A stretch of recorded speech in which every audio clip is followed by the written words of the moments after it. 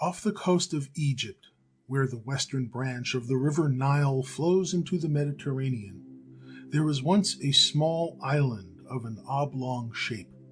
It was scarcely more than a calcareous rock to which a thin veneer of soil had clung, and the soil was so saturated with the salt of the sea that little other than figs would thrive upon it. But figs flourished there wonderfully, and the natives, forgetting the ancient name Pharos, called the island the Garden of the Fig Trees. The surrounding sea abounded with reefs, threatening the approaching ships, and that is perhaps the reason why the island, lying as it did at the very entrance to Egypt, was never more than a haunt for the pirates who plied their trade along the coast. On the opposite mainland, less than a mile away, was the little Egyptian town of Rakotis. Farther on beyond the town lay the large lake of Mareotis. In very ancient times, an Egyptian temple stood at Rakotis, and there too was a military station to protect the valley from the unwelcome stranger. Had the Egyptians been a seafaring nation, like the Phoenicians, Rakotis would have rivaled the great cities of Thebes and Memphis. In the year 332 BC, Alexander the Great made Egypt a part of his empire. Though that empire included nearly all the known world, it could hardly have been said to possess a capital. To build a city surpassing all others in grandeur and worthy of his royal residence was Alexander's ambition. There is a story told that one night in a dream an aged man appeared and advised him to select the mainland by the island for its site. In obedience to the vision, Alexander visited Rakotis and the island and decided that there the city should be built. The advice of the old man in the vision was good, for the little strip of land between the lake and the sea, with the adjoining island so well protected by nature, at the entrance to the richest valley in the world, and with a climate unsurpassed, was the ideal seat for the government of his world empire. With his own hand, Alexander marked out the boundary of the city by strewing flour instead of the customary lime along the ground. But the birds came and ate up the flour. It was not an unfavorable omen, so the diviner said, and again he marked out the boundaries of the city, larger than before. With him was Dinocrates, the architect. It was Dinocrates who proposed to carve Mount Athos into a huge statue of Alexander, a statue so immense that its left hand would have held a walled city, and through its right a river would have flowed. It was Dinocrates who was one of the builders of the temple of the goddess Diana of Ephesus, and it was Dinocrates whom Alexander commanded to build his new city. And the city of Alexandria was worthy of the great architect and of his royal master. It was 15 miles in circumference, so the ancient writers say, and was surrounded with double walls, fragments of which remain to this day. Its streets were laid out in squares, and two great avenues intersecting at right angles in the center of the city were 200 feet wide. Wonderful buildings were erected, royal palaces, temples where both Greeks and Egyptians met in worship, theaters, libraries, museums, and scores of others which were once world famous. The little island of Pharos in the harbor ceased to be an island, for Dinocrates connected it with the mainland by a causeway, or the heptastadion, a mile long. Thus the harbor was divided, and even now the western harbor is the best on the Egyptian coast. Alexandria flourished. It attracted the trade of the old Phoenician city of Tyre. Thither the Jews flocked in great numbers. It surpassed Carthage, and soon it became the second city in the world, acknowledging only Rome as a rival. It was the great center of trade, of culture, and philosophy. There was the famous Alexandrian library. There, for 300 years, the Ptolemaic kings of Egypt made their homes, The population was estimated at 300,000 free citizens and as many slaves, or it was half as large again as at the present time. But Alexander the Great was destined never to see the city that bore his name. No sooner had he commanded it to be built than he left it in charge of his viceroy, Cleomenes, while he marched away to conquer other lands. In the hot, marshy plains of Babylonia, the fever so prevalent there seized him, and on the night of June 13th, 323 BC, tradition says it was during a drinking bout he died, or he was murdered. His body was carried in state to Alexandria, and in the Soma, as his mausoleum at the intersecting of the great avenues of the city was called, he was buried. Alexander's great empire was divided among his generals, and Egypt fell to Ptolemy. It was the same Ptolemy whom the title of Soter or Savior was later given for saving the island of Rhodes from Demetrius of Macedonia. It was he too who began the construction of the great lighthouse on the island of Pharos. He died before the lighthouse was completed, but his son, Ptolemy Philadelphus, during the years 285 to 247 BC, brought the work to an end. Unfortunately, the ancient writers have given us meager descriptions of the lighthouse, which they classed among the seven wonders of the world. Pliny the Roman, who perished at Pompeii during the eruption of Vesuvius in 79 AD, has given the fullest early account. He says, "There is another building too that is highly celebrated, the tower that was built by the king of Egypt on the island of Pharos at the entrance of the harbor of Alexandria. The cost of its erection was 800 talents, they say, and not to omit the magnanimity that was shown by King Ptolemaeus on this occasion, he gave permission to the architect Sostratus of Cnidus to inscribe his name upon the edifice itself. The object of it is, by the light of its fires at night, to give warning to ships of the neighboring shoals, and to point out to them the entrance of the harbor. At the present day there are similar fires lighted up in numerous places, Ostia and Ravenna, for example. The only danger is that when these fires are kept burning without intermission, they may be mistaken for stars, the flames having very much that appearance at a distance." It is a meager description, so brief that it teaches us nothing of the appearance of the tower. Fortunately, the lighthouse was still standing when the Arabs invaded Egypt in the year 616 AD. They never ceased to admire it and to weave legends about it, and their descriptions, sifted of the legendary, present a good picture of this wonder of the world.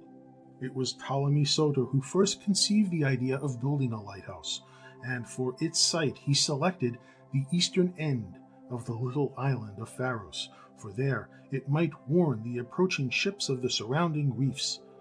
Sostratus of Cnidus, its builder, was an architect of renown.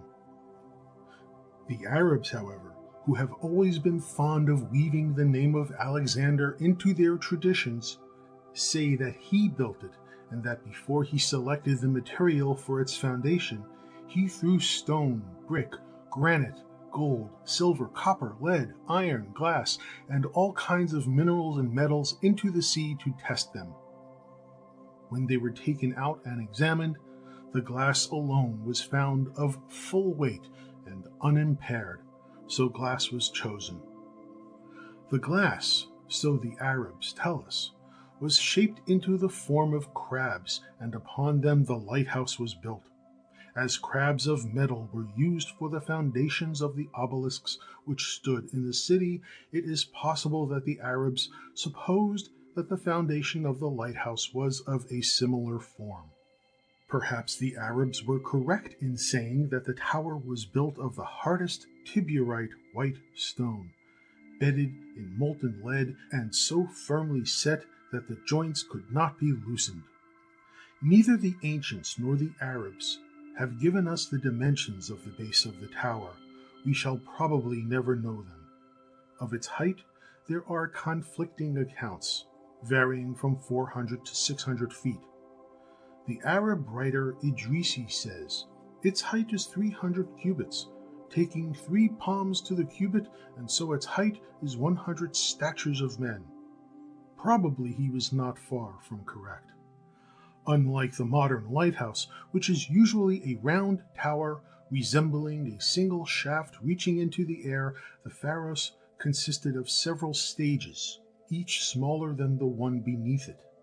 That each stage was of a different form is certain, yet it is only a tradition which claims that the 3 stories of the first stage were hexagonal, that those of the second stage were square, and all above was circular. The Arabs, who actually saw the lighthouse while it was still in a perfect condition, describe it as having 4 stages. The first was a square. Upon its summit, 120 cubits, or about 180 feet above its base, was a broad terrace commanding a wide view of the sea.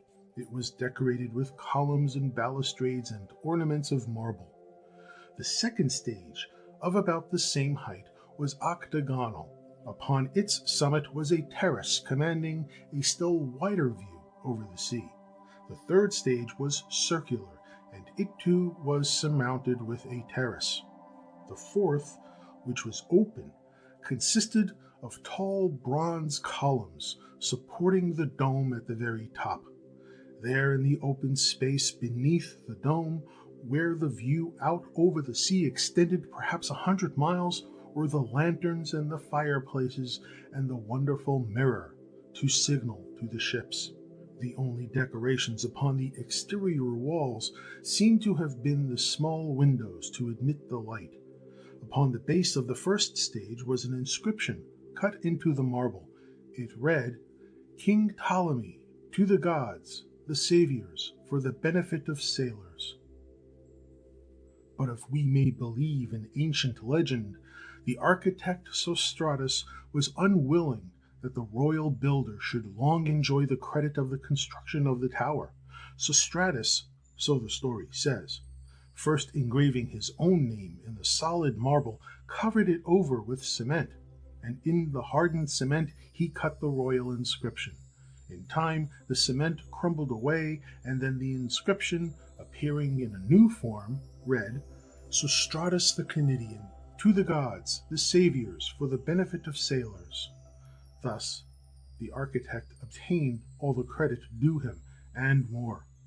Of the interior of the Pharos we know only the little that the imaginative Arabs have told us. A shaft reached from the foundation through the center to the very summit, upon which the fuel for the fires and the other necessaries were raised by a windlass.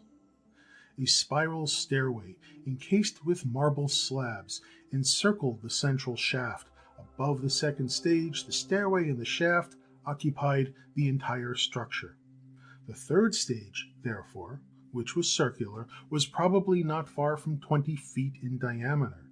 Instead of a stairway, the Arabs tell us that an inclined plane led up the first 2 stages, and so gentle was the slope that a loaded horse might be driven into the highest of the chambers. It is certain that such inclined planes were built in ancient structures. One may now ride a horse to the gallery in the old church of St. Sophia in Constantinople. The vast space in the several stories of the 2 lower stages was occupied with chambers, yet neither their number nor their arrangement may now be known.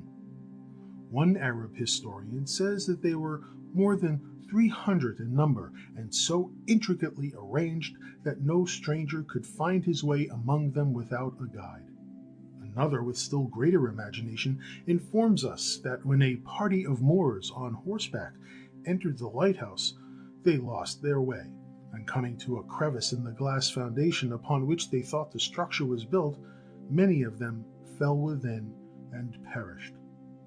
The purposes the chambers served we may only conjecture, yet we are told that in some of them lived the keepers of the lighthouse, in others were the storerooms, and the lower ones may have been barracks for the soldiers. But the greatest of the marvels of the Pharos was the mirror on the summit. To the conquering Arabs, it, rather than the structure beneath, was the greatest of wonders, and strange are the tales they related of it. There is a tradition that in the ancient Egyptian town of Rakotis was a dome on a pillar of brass, upon which was a mirror 5 spans in diameter, and perhaps that of the Pharos was modeled from it. The mirror of the ancients was generally of polished metal, but as to the material of the Pharos mirror, the writers disagree. One says that it was a transparent stone, another calls it Chinese iron or polished steel. The third, probably correct, claims that it was finely wrought glass. Of its size we know nothing, excepting it was so large that once when the Arabs removed it, they were unable to raise it back to its place.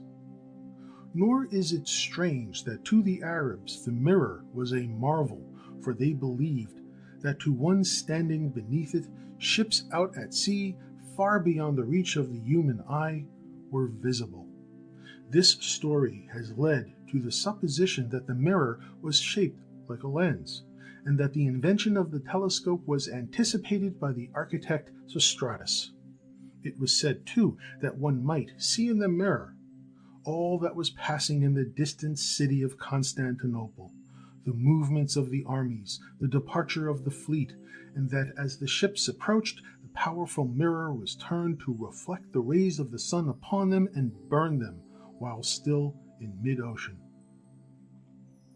Apart from the Arab tales, we may be sure that the mirror reflected the sun's rays farther than the eye could reach, 100 miles or more out to sea, while the tower was still invisible.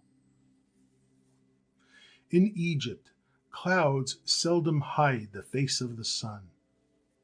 Yet if the sun were invisible, from the fireplace on the summit of the Pharos rose columns of smoke to guide the sailors, and at night the lanterns, like stars, sent out their less powerful lights. The cost of the construction of the Pharos, so the ancients have said, was 800 talents.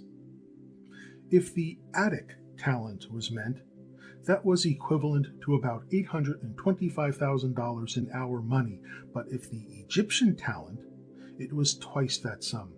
Yet even that was a trifling amount for so stupendous a structure. Probably the labor was forced, and the greater part of the expense was for the food of the workmen. Such was the wonderful Pharos, which in height was unequaled in the ancient world, and which compares with the tallest of our buildings.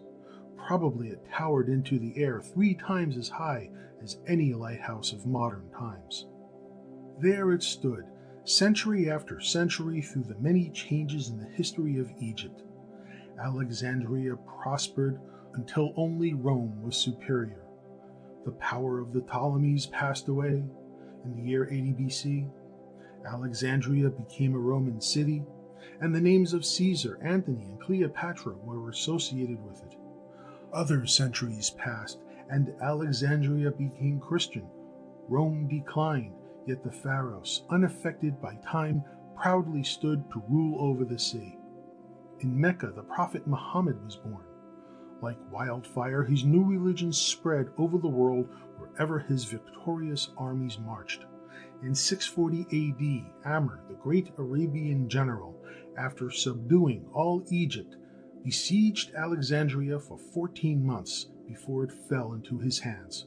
Then he wrote home to the Caliph Omar that he had taken a city of 4,000 palaces, 4,000 baths, 400 temples and theaters, 12,000 shops, and 40,000 Jews paying tribute.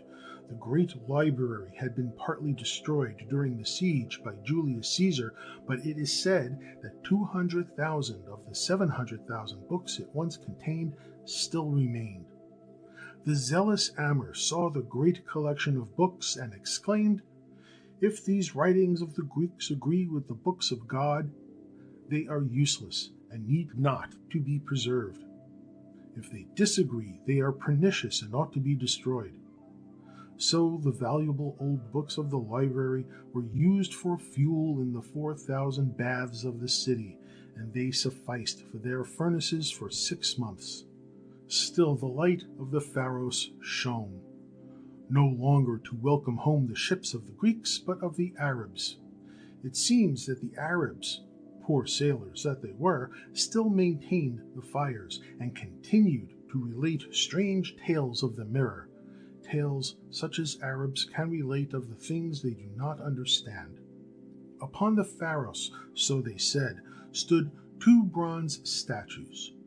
One of them, raising its right hand with the rising of the sun, pointed to the fiery orb all day long, and only at evening, when the sun sank below the western horizon, did the hand fall to rest for the night. The other statue was even more marvelous. It stood silently, watching over the sea, and only raised its hand to point to the approaching enemy. Were the warning unheeded, and if the enemy drew nearer, the statue cried out with so mighty a voice that it could be heard for miles around, to arouse the people to action.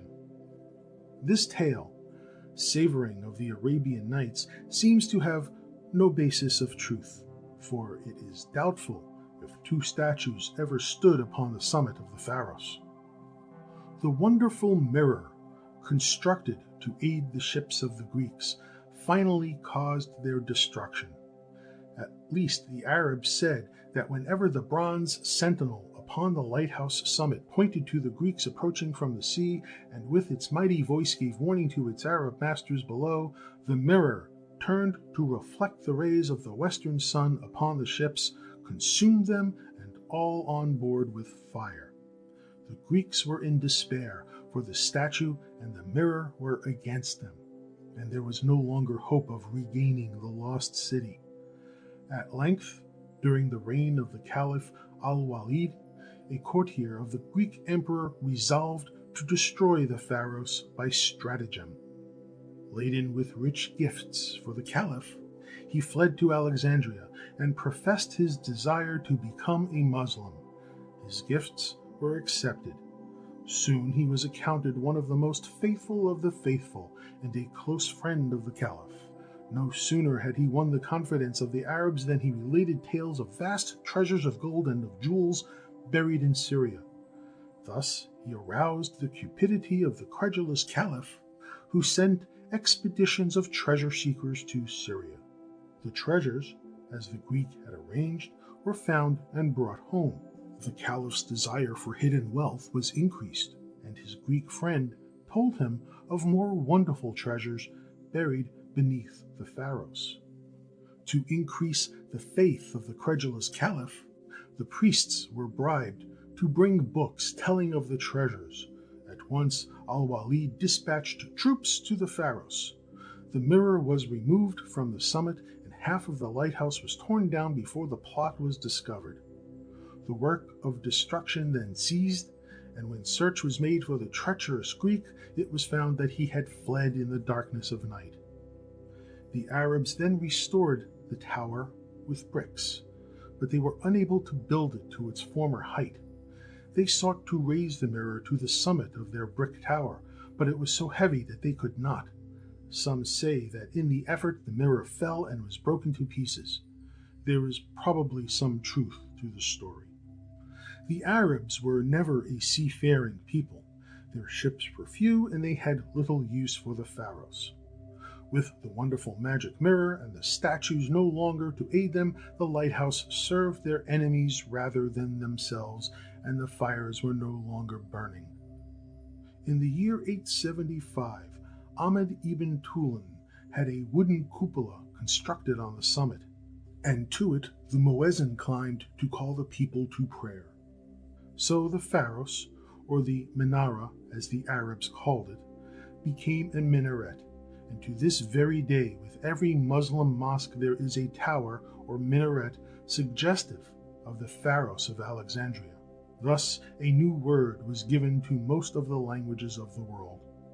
But the Pharos, which had already stood for 1,000 years, was not destined to continue forever. The wind blew its wooden cupola away to sea, its foundation began to weaken, and on the 28th of December, 955, an earthquake threw down 30 cubits of its summit. In 969, when the city of Cairo was built, Alexandria was neglected for the new inland city. However, in 1182, while the lower half of the Pharos was yet standing to the height of about 150 cubits, a domed mosque was built upon its summit that the faithful might pray high up, where the air was cooled by the breezes from the sea. In 1375, when another earthquake visited Alexandria, only the lower stage of the Pharos survived, and that, badly shattered, soon fell to a heap of ruins. In 1498, when the passage around Africa to India was discovered, and the ships began to pass that way, another blow was given to Alexandria. The city declined, the ruins of the Pharos gradually disappeared, or were used in the construction of a mole in the harbor, and the site where it stood was forgotten. Excavations in Alexandria are attended with many difficulties, for most of the ancient city lies buried beneath the modern houses. The entire Egyptian coast has subsided, and some parts of the city are now covered by the sea. The causeway, or the heptastadion, which Dinocrates built to connect the island with the mainland, has grown with the sand washed up by the sea until it is a half a mile wide. It is now thickly covered with houses.